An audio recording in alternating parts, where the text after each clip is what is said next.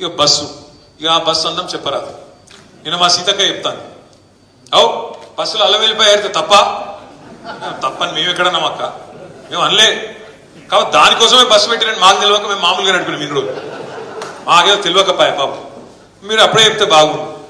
బస్సుల కుట్లు అల్లికెళ్ళితే తప్పని మేమెందుకంటాం అక్క. ఎక్కువ పెట్టు బస్సులు తన్నుకుంటాను, మంచిగా లేదు పెట్టు, మనిషికో బస్సు పెట్టు. మేమెందుకు అంతటం, మనిషికో బస్సు పెట్టు మంచిగా, అంత కుటుంబం పోయి మంచిగా కుట్లు అల్లికలు, అవసరమైతే బ్రేక్ డాన్సులు, రికార్డింగ్ ఏం చెప్తారో చేయరు. మేమెందుకు అంతటం, ఏమంటారు చేయండి.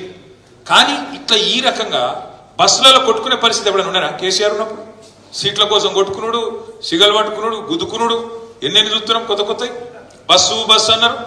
ఇవాళ బస్సు పరిస్థితి ఎట్లుందో మీరే చూస్తున్నారు. ఆఖరికి ఆర్టీసీ కార్మికులు, డ్రైవర్లు, కండక్టర్లు వాళ్ళని ఎత్తిపట్టుకునే పరిస్థితి వచ్చింది. ఇక్కడ వాళ్ళ సీట్లకి వెళ్ళి నువ్వు కూడా కూర్చుంటున్నారు. ఈ పరిస్థితి బస్సు. అట్లా మహిళలకు కూడా